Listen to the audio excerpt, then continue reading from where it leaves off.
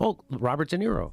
Yeah. Now, Kurt's convinced that Robert De Niro's on some kind of Epstein list or some kind of thing like that, and then he's afraid that if Trump does get power, he's going to expose him, and he is actually going to come at him. Of course Kurt thinks That's that. what Kurt thinks that. Kurt thinks that about every thing that happens in the world. I think Robert De Niro's just got Trump derangement syndrome. I think he's old, too. There's a thing about old men. And they want to yell at everybody. And he's completely... Did you see when he went and gave that speech outside of the trial? That was bizarre. Who told him that was a good idea? And then he started... Robert De Niro has long played the tough guy on screen, but Joe Rogan and Megyn Kelly weren't buying the Hollywood routine. One's a podcast pitbull, the other's a media sharpshooter, and together, they turned De Niro's political outburst into a cinematic disaster. Rogan called out the hypocrisy. Megyn peeled away the celebrity facade. And De Niro suddenly looked less like the Godfather and more like a grumpy grandpa on live TV. What lit the fuse? This roast could win an award. Garbage outside today. Robert De Niro, officially sent by the Biden campaign, makes himself look like an idiot and reminds us why Trump is so popular. It's so stupid. It was colossally stupid. If you're going to send somebody to go speak outside of the Trump trial, make it someone who's universally beloved, like a Michelle Obama. You know, she's not universally loved. She's not loved on the right.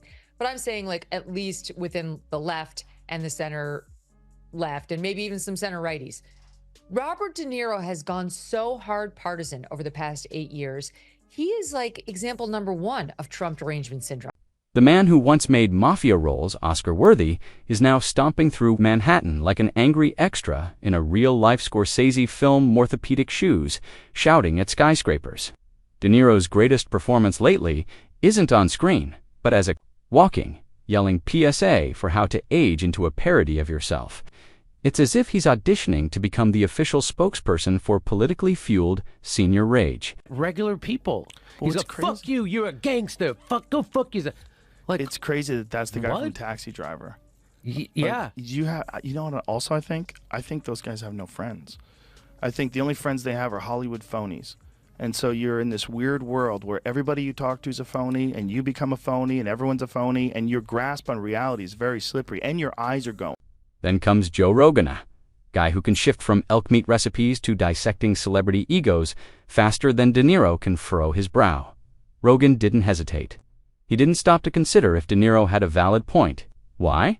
Because watching De Niro rage about politics is like watching someone pick a fight with a toaster. It's dramatic, makes no sense, and ends in regret and something burnt. You see old people's text messages? The fucking text on their phone is like as big as my hand. Yeah. It's crazy. And so your vision of the world is blurring, literally and figuratively, and then you're getting old. And when old people are tired and cranky, they just want everyone to listen to them, and they don't have time to have a calm conversation, and you state out your opinion, I'll state my opinion, let's see where we have common ground. Get off my lawn! And that's what he's doing. That's what he's doing. He's being this old grumpy man that is so lost that he thinks it's a good idea to stand in front of a bunch of people on the street and give a speech on camera about how bad Donald Trump is. This wasn't just criticism. It was a full-contact takedown. De Niro's been parading around like a gladiator past his prime, swinging verbal swords at anyone not left of Lenin. Rogan barreled in like a bulldozer on ayahuasca, tossing out, "What is this guy even doing?" It wasn't a question, it was a rhetorical dart that pinned De Niro to the cultural bulletin board. Like a taxidermied cliche. Robert De Niro has gone so hard partisan over the past 8 years. He is like example number one of Trump derangement syndrome. He's one of those, I'm moving to Canada if he wins, and he's never going to leave the White House if he wins. We're going to have Trump forevermore. I mean, hello, I hate to break it to you because I realize you're advanced age too, Robert, but people die. So he will leave. One way or the other, he's going to go. And in the not too distant future, even if Trump says he shouldn't have to. But in any event, he didn't do that the last time, Paul. Can you really picture a scenario in which Trump is more determined to hold on to power than he was at the last time in 2020, going into 2021? And what did he do ultimately? He left. Rogan didn't stop at surface level. He pulled De Niro apart like a bizarre theory about CIA dolphins. The whole rage routine didn't compute to Rogan or Frankly. To anyone besides 3 retired New Yorker editors, and maybe the ghost of Marlon Brando applauding sarcastically from the afterlife, The spectacle baffled more than it impressed. Why is he talking about this? Why is he talking about this publicly? I'm going to say one thing. Trump.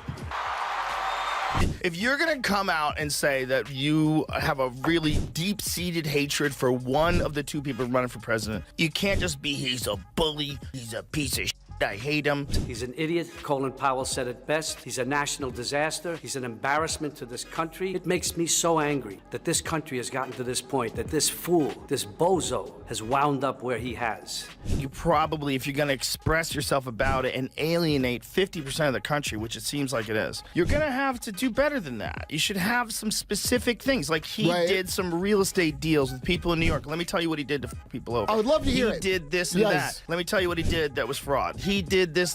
De Niro didn't respond, probably too busy shooting another film where he grumbles through 3 acts before delivering a raspy monologue so gritty it needs subtitles.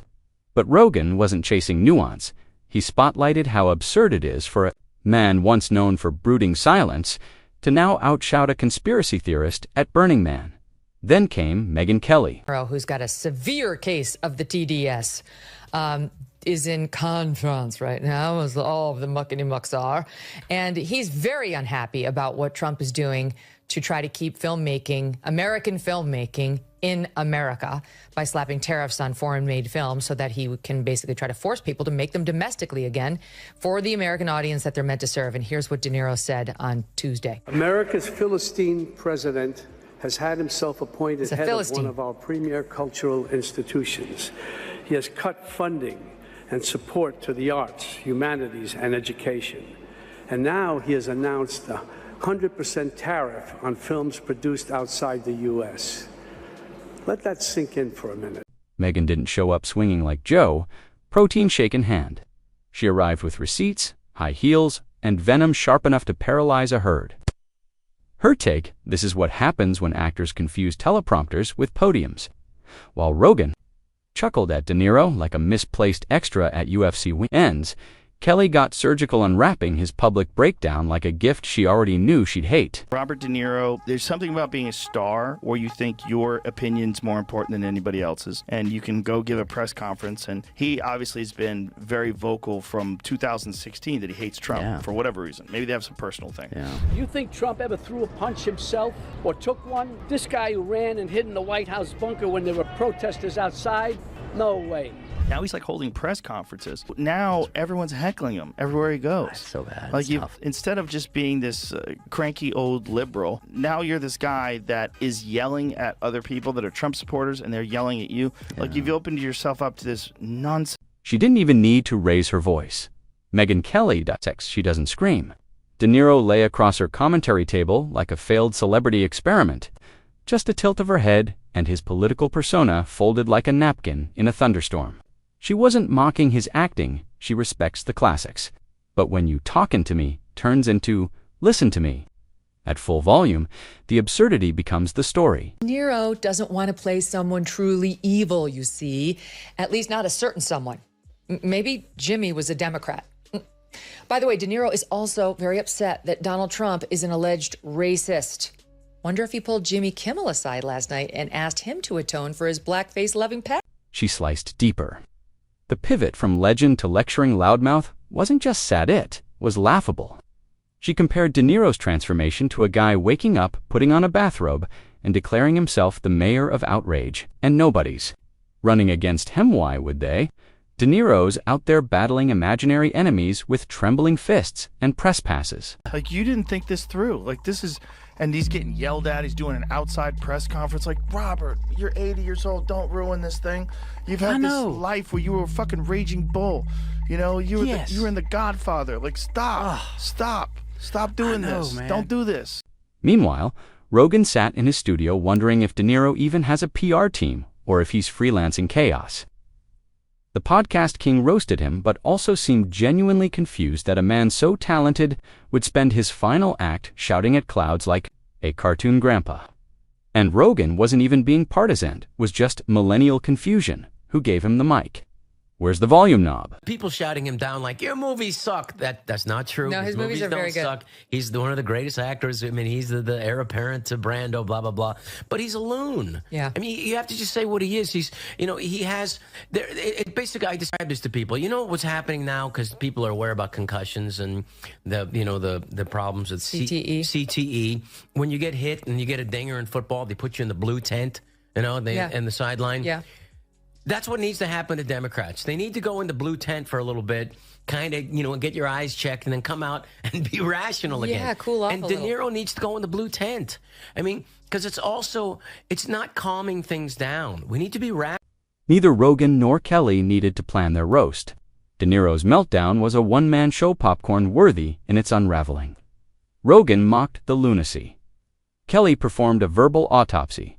And if De Niro ever watched it all back, he'd probably act offended, which would be rich, coming from a man who's turned every media spot into therapy for his outrage addiction. The Niro Project needs friends as research. Looking for cast. I don't know. I'm just checking. What De Niro projects are even around? I mean, well, De Niro's probably trying to figure out where all his money's going because he's getting divorced right now. So he's probably, he's getting divorced. And yet here's the twist. They don't want him to stop. That would end the entertainment.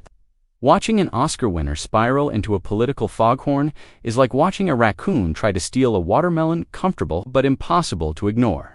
Rogan, caught between psychedelics and UFC matches, almost pitied him. Kelly, as always, calmly offered him a deck chair and a crossword puzzle. Because this isn't a political stance, it's a spectacle. And De Niro's stuck in character, yelling his lines into the void one.